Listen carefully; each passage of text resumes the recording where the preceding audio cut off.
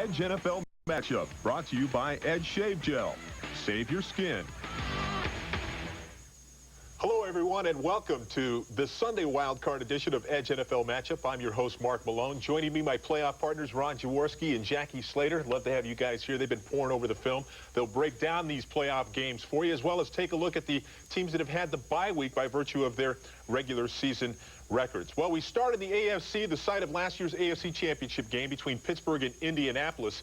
Of course, that game was fought right to the last play. The Hail Mary pass that fell short by Jim Harbaugh. And when you look at how the Colts battled their way into the playoffs, Jackie, this might be more of the same. Now, it might be more of the same, but the one thing that really concerns me about them, as it has all year, we've seen Jim Harbaugh with a broken nose and guys that we never even heard of come in and have to play quarterback for them there, is their offensive line. Last week against the Cincinnati Bengals, in their first series or two, they had 3 different defensive tackles to make sacks on the quarterback. Now, that tells me, guys, that they're having too many individual breakdowns with 5 different guys that are responsible for keeping guys off the quarterback. That's way too much. And another problem is the lack of a consistent running game. Marshall Faulk averaging only 3 yards per carry. And in fact, last week against Cincinnati, what I noticed is that the Colts have changed their offense. They have gone to more 3 and 4 wide to attack with the pass. Now, that presents a problem this week because the Pittsburgh defense loves to attack the quarterback. When you have 3 and 4 wide, Pittsburgh loves, that coming off the short corner, Harbaugh had a broken nose already. He may suffer one today in this one. Well, Ron, you talked about Marshall Faulk, and one of the things Pittsburgh likes to do is get you in known situations. That means you have to win on first down. Faulk has been not very productive on those downs. Take a look at this graphic. In the NFL on first down rushes, he's averaging 2.8 yards per rush. That's the worst in the NFL. And, of course, when you're not running the ball well on first down, that puts pressure on your quarterback, Jim Harbaugh. On the other hand, Pittsburgh wants to run the ball with Bettis. 1,400 yards rushing so far, and he's going against the Colts defense that over the first 7 games, Jackie, they gave up an average of about 85 yards a game rushing. Now, since then, that number's ballooned to almost 130. Not look good for the Colts. Well, there are a lot of reasons why that number has ballooned up. Part of it was because of injuries, but part of it has been because of the scheme that they play. The Indianapolis Colts do with their defensive line and their linebackers, they play a lot of two-gap, and that's where the linebacker and the defenders will come up there, hit the offensive lineman right down the middle, and they're responsible for playing the run on both sides of that blocker. I looked at them in some of their matchups in recent weeks, and I've seen where this has really caused them problems. I went back to the Colts-Patriot game in November. Take a look all along the Colts defensive front. Everyone will be using the two-gap technique, taking on the blocker in front of them. There's no aggressive play at the line, no slants, and no linebackers attacking gaps. Just man-on-man defense. And the Colts are not good enough to play this way and win consistently at the line of scrimmage, especially against the Steelers.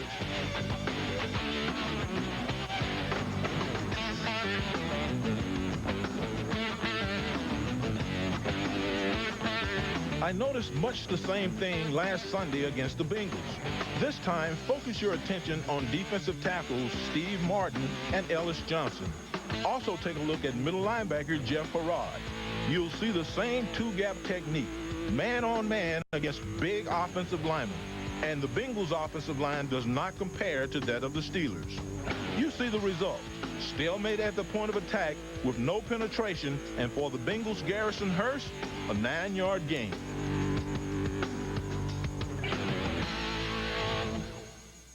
An aggressive attacking defense that employs a two-gap technique can really be special. But I don't think the Indianapolis Colts have the personnel to consistently use this technique and be effective. I think what they need to do is use a lot of line slants, slow it down, and do a lot of blitzing at the line of scrimmage, aggressive play with their linebackers to keep this big, physical, and talented group of blockers that the Pittsburgh Steelers have off balance. When you talk about the Pittsburgh offense, when they don't run the football, they've got to depend on Mike Tomczak.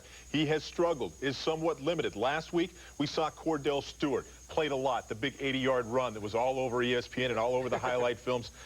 Can he play? Should he play more role in this game? Well, He should have a role in their offense, but I went back and analyzed that game and looked at every snap that Cordell Stewart took in that game, and he did not play very well. Yes, he had the 80-yard run, but he didn't read the defense properly. He eyeballed his receivers. He was wild high. He threw balls short. He had poor mechanics. He ran in the pocket too quick. Other than that, he had a really solid game. But I think there is a place for Cordell Stewart in the offense. I think he ought to get 8 to 10 snaps and kind of manufacture some points out of those 8 to 10 snaps. Give him the opportunity to make big plays, because he can do that. But as far as being consistent week in and week out, Cordell Stewart has a long way to go. And one thing the Pittsburgh Steelers must have out of the quarterback position, if it's not production, they can't turn the football over. You put Cordell Stewart in a starting situation, he's going to turn the football over. Well, when we come back, we're going to take a look at the two teams in the AFC that had the week off, the Denver Broncos and the New England Patriots, and ask the question, are the Patriots depending too much on quarterback Drew Bledsoe?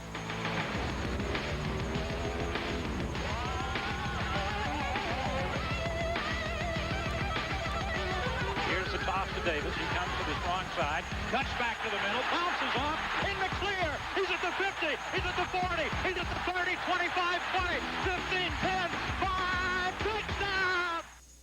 What's with young players these days? Take Kevin Garnett. I was out of my league. I got to help this guy.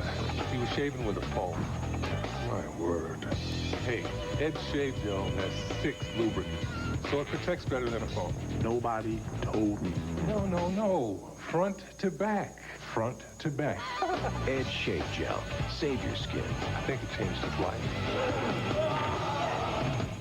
Okay, now don't get Grandma too excited. She has been running on the same Duracell battery since the Ice Age. Wow, those Duracell batteries sure do last. The Copper Top. No battery is stronger, longer. Athletes aren't superheroes. Athletes are humans who can make mistakes, who can fail. The best simply have talent, the will to work, to get up again, and risk defeat. Because they love the game and they believe they can win.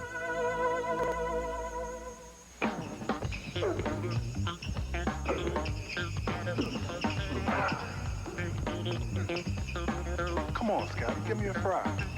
America's favorite fries. McDonald's. Go get them. Please. Get your own, man.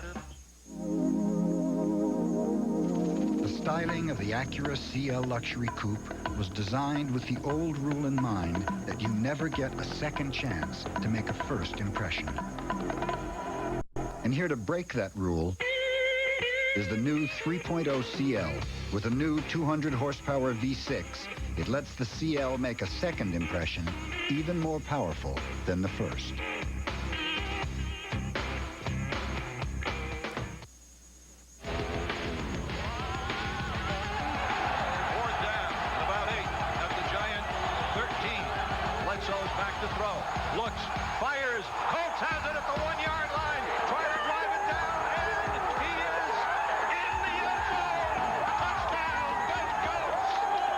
Of course, that Bledsoe to Coates touchdown in the closing minutes of last week's Giants game bought the New England Patriots the AFC East title, gave them the week off, and also allowed them to play the divisional game in Foxborough. But let's talk about Denver real quick, because when you look at them offensively, I mean, I have never seen a team that attacks more, doing both the pass and the run. Just a great balanced offense. Well, Mike Shanahan and Gary Kubiak have done a terrific job. And in preparation for this show every week, I probably look at over 1,000 snaps every week. And you get a feel for who's doing things right and who's doing things wrong.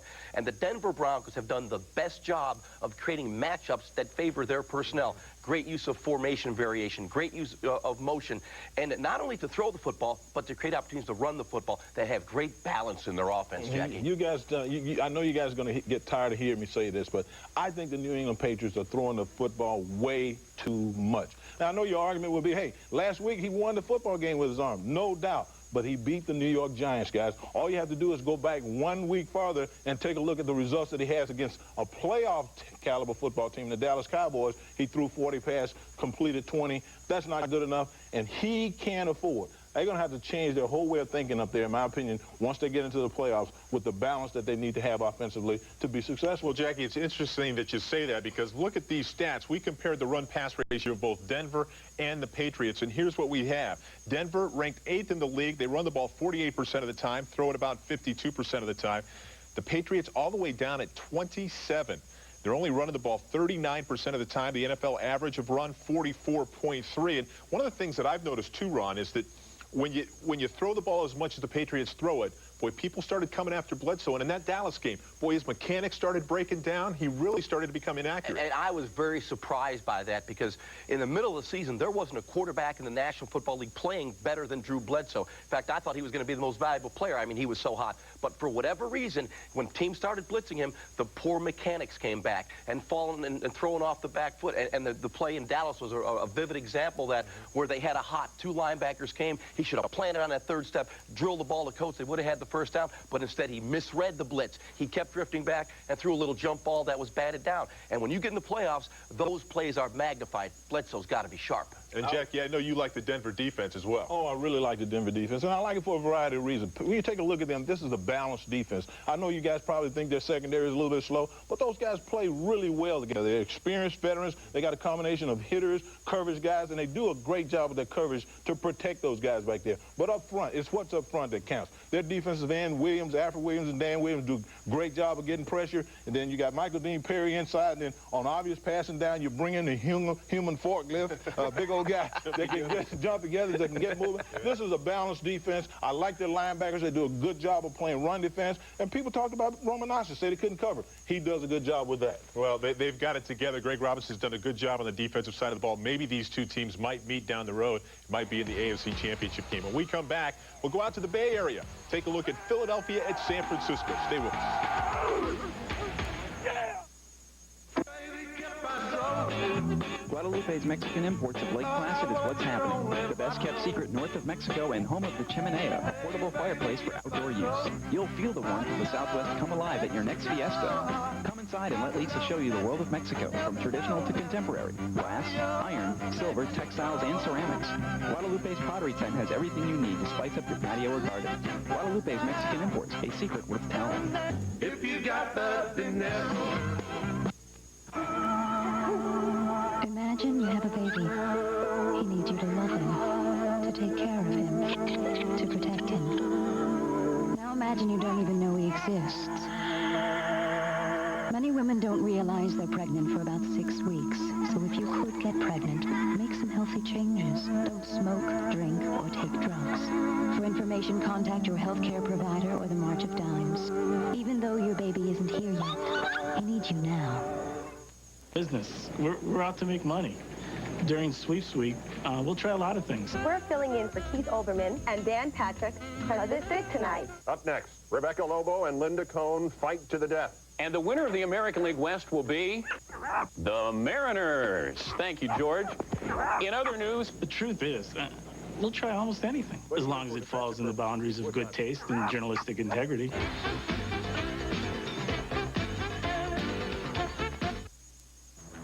No back carried the ball more this season than the Eagles' Ricky Watters.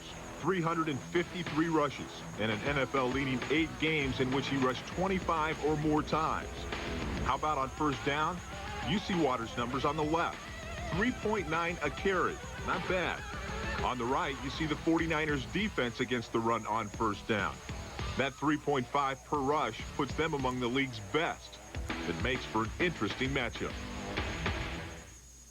And, of course, Ricky Watters and the Philadelphia Eagles head to the Bay Area to take on the 49ers. This is only the second time in 11 seasons the Niners haven't won the NFC West division.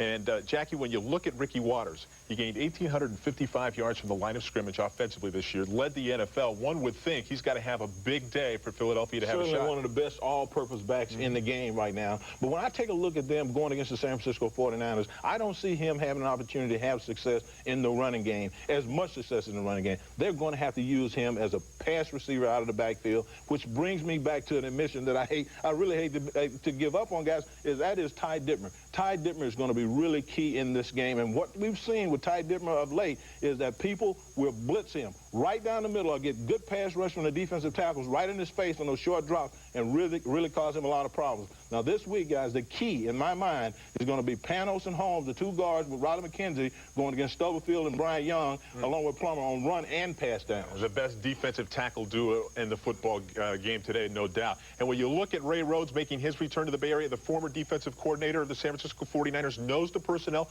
knows that system so well, one would think he would have a lot of wrinkles in this game. Well, Ray's got to be very excited. You know, going back to San Francisco, you know, where he really, got his game together, you know, working under Bill Walsh and George Seifert out there. And you know he's going to be ready for this one. And he's going to look at the San Francisco 49ers on offense, and he's going to see a team that has become one-dimensional. They cannot run the football with any efficiency. And when you're one-dimensional, it makes it a lot easier to defend.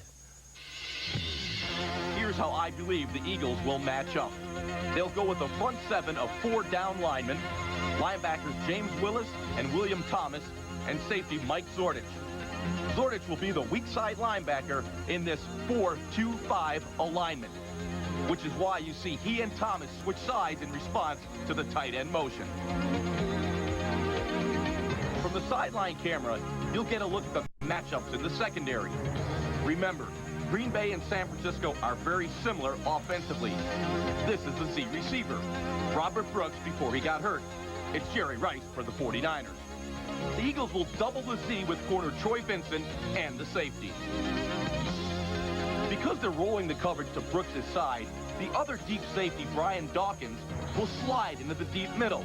And Bobby Taylor, now the weak side corner, will play outside all the way, forcing the X-receiver into the middle where the help is. This sets up the key matchup. The tight end, here Mark Chmura, Brent Jones for the 49ers, working against middle linebacker James Willis in the middle of the field. That's the percentage shot the Eagles are taking here. You will see the Eagles in this 4-2-5 alignment. The 49ers beat you only with the pass. You must match up with your nickel personnel. Now I want to take this coverage look one step further, because I really believe what the Eagles are going to have to do is shut down Brent Jones as well as Jerry Rice. And with this coverage look, what you can do is take the free safety, Brian Dawkins, and move him up close to the line of scrimmage so he can cover the tight end. Now what the Eagles will try to do is take William Thomas and not allow the tight end, Brent Jones, to get off the ball. In this situation, it's Mark Chmura. But against the 49ers, it's Brent Jones, the guy that you want to stop. Now there's one other problem. Because you've committed your free safety to the tight end, your X or weak side receiver is singled up on the cornerback. So what the Eagles will do is take Bobby Taylor and put him on Jerry Rice and take their better man-to-man cover guy, Troy Vincent, and let him cover that X receiver all over the field. And you know, guys, when you look at this scheme, it's a scheme that really I think the Eagles will be effective with until the 49ers show that they are committed to running the football to take them out of it. That might be the next decade sometime. It might be. Well, one of the things you said is certainly key. Troy Vincent, he's going to have to cover him all over the field, because the problem with the Philadelphia Eagles right now is their pass rush. If you look at the way their sacks have been distributed, Fuller and Mamula have the bulk of the work in the sack department, and it's coming off the outside. The two guys that are going to have to step up and play big-time football for them, get in Young's face, is Hollis Thomas and Red Hall down the middle. And that matchup between Red Hall and Ray Brown, the big physical former Washington Redskin, I think favors the 49ers. On the outside, however, we saw Mike Mamula last week going against a Pro Bowl alternate, Lomas Brown, have a great game. Could have been named Defensive Player of the Week with his efforts against him. He's going to be matched up against Steve Wallace, who has struggled back and forth the last couple of years, and that could be a big matchup for the Philadelphia Eagles. Well, the Eagles are going to have to do something, Jackie, to slow down Steve Young. Over the last 5 weeks, his completion percentage, 72%. He's thrown for over 1,200 yards. He is red hot right now. When we come back, we're going to take a look at the NFC teams that earned a right to the week off, Green Bay and Carolina. So stay with us on Edge NFL Matchup. Fires in the end zone. What is it? What is it? Intercepted! Panthers have it! The Panthers have it! Can you believe it? The Carolina Panthers have beaten the Pittsburgh Steelers. They've won the NFC West. I'm exhausted. What's with young players these days? Take Kevin Garnett. I was out of my league. I got to help this guy. He was shaving with a phone. My word. Hey, Ed Shave Gel has 6 lubricants, so it protects better than a phone. Nobody told me. No. Front to back. Front to back. Edge Shave Gel. Save your skin. I think it changed his life. In hospital emergency rooms, there's no time for indecision. Emergency room doctors have to rely on medicines they know to be effective and safe. And in cases of sprains and strains, the pain reliever they recommend most is Advil, not Tylenol. Doctors know that 2 Advil work better on tough pain than any 2 extra-strength Tylenol. Emergency room doctors trust Advil to safely relieve pain. Shouldn't you? For years, ESPN has been working to improve sports for the fan. This innovative device gives a new perspective while adding just 26 pounds to a basketball. The Bruins from UCLA tossed it around. Too cumbersome for lively play, the ball cam eventually led to a breakthrough in coverage for all sports. ESPN Net Sports Zone. With Dick Vitale's column, game flow charts, everything you need to be a better fan. ESPN Net Sports Zone. Technology for you. Going to be a 2nd down and 7. Here comes Minnesota, and Brett Back's got some protection, fires over the middle. Is it caught or not? Yes. Touchdown, Andre Rison. What a throw and what a great catch. Of course, the Green Bay Packers at 13-3, undefeated this season at home at Lambeau Field. The one team that has that in common with them in the NFC, it's the 12-4 Carolina Panthers. They're also undefeated at home, Ericsson Stadium. And this is a football team that everybody recognizes they've got a great defense, Jackie, and they get after people with all that zone blitz. But you look at him offensively. Kerry Collins is playing at another level right now, and they're running the football. A lot of balance on that side of the ball. A great deal of balance on that side of the ball, and it's balance after my own heart. They do a great job of running the football up in there behind Skrepinac and Garcia and Elliott, spreading those tackles out so Anthony Johnson can have some room to work. But the thing that I really like about what Joe Pendry, the offensive coordinator, is doing is he understands the balance that you have to have in the running and passing game to make the whole thing work. They're going to give the football to Anthony Johnson 24 times a game. But the reason why teams can't come up and really get that extra guy in run defense there is because he's going to consistently give Wesley Walls opportunity to make plays in the middle of the field, and that is what makes this team go. They have a balance. I like Joe Pendry and what he's doing. Wesley Walls has obviously been the go-to guy for Kerry Collins, but take a look. You mentioned Anthony Johnson. Take a look at these numbers, comparing him to other NFC backs, and a lot of these guys are going to the Pro Bowl. Since he started, Anthony Johnson averaging 24 rushes per game for 87 yards. You look at that compared to Sanders, Waters, Allen Smith. I mean, it shows you right now that Kerry Collins is a guy that's protected, and he doesn't have to carry the load. On the other hand, we're talking about running. Let's talk about Green Bay, because Green Bay last week, 233 yards against Minnesota. What are they doing running What the ball? happened? I don't know. I've been very hesitant to jump on the Packers bandwagon, throughout the season. Although they were playing good defense, playing good offense, throwing the ball well, they were one-dimensional. They lacked balance in their offense, and we know that's critical to be a world champion. But one thing I noticed last week, studying the game against the Vikings, the Packers now have proven to me they can run the football. We saw a lot of I formation from the Packers last week. That's William Henderson is the up back, and Edgar Bennett the deep back. And they ran what we call ISO Bob. The fullback is the lead blocker taking on the linebacker at the point of attack. You just don't see this from a West Coast offense. This kind of run is normally the foundation of the Cowboys offense, with Moose leading Emmett and the combo block by the guard in the center. Other West Coast offense teams like San Francisco and Philadelphia, they don't run ISO Bob from the I formation. Last week we saw both the formation and the play used as a predominant part of the Packers offense. Brett Favre will be the happiest Packer of all. And when I studied that game, one thing that I did notice, the safeties of the Vikings began to cheat up near the line of scrimmage. And you know what that does? It opens up the play-action passing. And I'll tell you what, when your running game is like that, those little tight lanes that you just use as a quarterback become wide-open lanes because everyone's up near the line of scrimmage. One other change they made, too, was at left tackle. I mean, the 10-year vet, Bruce Wilkerson. All of a sudden, Mike Holmgren decides he's going to make a change, pulls out rookie John Michaels. Now he's got the veteran in there. I've got to ask you, Jackie, is that a good move? It is a really good move. And when you start talking about lanes and cracks for a running back to run through, hey, you got to start talking about the beef up front. And I think Bruce Wilkerson was a nice addition at that left tackle position. He does a great job of using his mass. He's a 305-pound guy, 10-year veteran who understands, hey, this is an opportunity for me to go to the Super Bowl. And he played well. I was really impressed with him. But I also like Dorsey Levens. He's a big part of that running game as well. Jumped right in the backfield, too. He's got opinions all over. He's going to be talking to quarterback pretty soon here, too. The one aspect of Green Bay we didn't talk about, their defense. They finished ranked #1 in the NFL overall. The last time that happened, 1967, the last year they won a title. When we come back, we'll have some final thoughts and get some predictions from our analysts, so stay with us. First day, my new boss throws me the keys. Get it fixed, kid. So I took it to Charlie. Guy's a real pro. Let's get the parts. Charlie says at CarQuest, they believe to be the best, you gotta use the best parts. Like dependable Autolite spark plugs from CarQuest. Autolites are the key to sure starts and smooth running engines. Relax. It's done. Did you get the car fixed, kid? Yes, sir. Where'd you get the parts? CarQuest? Welcome to the pros, kid. Every year I try to quit smoking cold turkey, but this year is my year. I'm committed. I'm psyched. And I have help, Nicorette gum, to help control my cravings. It's not like the patch. Nicorette lets me decide how much nicotine to use and when to use it, so I can stop smoking now. The idea is, by this time next year, to save enough money by not smoking, to be not smoking in Cancun.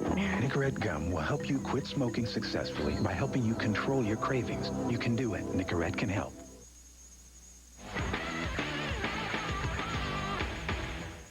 Welcome back to Edge NFL Matchup, our final segment. Before we get the expert analysis predictions for these games, I want to go to both of them and ask them if there is anything critical they left out. We go to Philadelphia at San Francisco. I know you're close to the Eagles and Ray Rhodes. Anything that you think might be critical in this game? Remember this. 2 years ago, the Philadelphia Eagles went to San Francisco and beat the 49ers 40-8. In that game, Steve Young was jerked out of the ball game.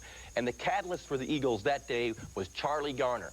In his first National Football League start, he rushed for 111 yards. I think he's going to be pivotal in this game. You're going to see thunder and lightning. Garner and Waters have a big day. Well, that'll be interesting. I don't know if there's enough balls on the field for those two guys. I know, Jackie, as we talked in the break, you felt very strongly about the Pittsburgh-Indianapolis game. Well, I certainly did. One key element in this game that I think, provided they get the right protection out of their offensive line, could be big for them, is Ken Digger down the middle of the football field. They made an effort to get him the football. Last week, they threw him 6 balls. And I think if they can get him involved in their passing game, Ron, it's really going to open things up on the outside for Marvin Harrison and Dawkins, two really good receivers. You know, and a matchup in that game is Carnell Lake, who's coming off an injury. Right. And when I look at the Colts on offense, what concern I have is they have gone to the 3 and 4 wide receiver set. Now, Carnell Lake and Rod Woodson are outstanding blitzers. They play that slot, and they come after the quarterback. And even if it's read by Harbaugh, he's going to take too many hits. The other thing is that we spend a lot of time talking about their quarterback, you know, Mike Tomczak versus Cordell Stewart. And I think that's going to be key. Certainly going to have a good play out of the quarterback. But more so than any other game that perhaps we've seen in recent playoff memory, I think Jerome Bettis, a former teammate of mine, is going to dominate this football game, much like I saw Eric Dickerson do against the Dallas Cowboys when he rushed for almost 250 yards. This guy has been about the business this entire year, proving that, hey, the people in St. Louis made a mistake with him, and knowing him like I do, this guy wants nothing shorter than a championship. Jackie, how many yards did he have when you were blocking for him? No, not 250. We got a lot. We got a lot. Well, quickly, let's go over the games. I've got to ask you, Ron. Philadelphia at San Francisco, who do you like? I like Philadelphia. And it's surprising, but in Wildcard weekend, since its inception in 1990, at least one visiting team has won in Wildcard weekend. I think it's going to be Philadelphia. All right, and how about Indy and Pittsburgh? Pittsburgh, they're the home team, and I think Pittsburgh's tough to beat in Three Rivers They Stadium are, this time of especially year. with their defense. Now to you, Jackie, with all your experience, 20 years in the league. This is not going to be the week that the Philadelphia Eagles go out to San Francisco and upset this football team. I think right now Steve Young is playing as well as any quarterback in the game. They're getting back to getting the football to Jerry Rice. Their running game is starting to come along. And Where's it coming along? It's coming along in spots. I like what they're doing with their running game. They're you know, dinking and dabbing and getting a little bit done. So I like them in that game. And certainly with your passionate dissertation about Mr. Bettis, I'm assured that you like Pittsburgh. I like Pittsburgh. Yeah, well, I think that's a good, safe pick anyways. Well, if you'd like to see more of this, we're on television, certainly, but we're also in cyberspace. You can catch us on the World Wide Web at NFLEdge.com. You can catch out Jackie and Jaws. These guys will make predictions for you. They ended the season dead even. We don't have time to talk about that. We can talk about that another week, but I thought they were better pickers than that. Anyways, about 62%. Make sure that you catch us next week. We premiere 3 times. We are on ESPN Sunday morning at 9 a.m. We'll have all the playoff games for you. Until next week, for Jaws and Jackie, I'm Mark Malone. Enjoy your Wild Card Sunday. Edge NFL Matchup is brought to you in part by CarQuest. For all your auto parts needs, you'll find it at CarQuest. Edge NFL Matchup brought to you by Edge Shave Gel. Save your skin.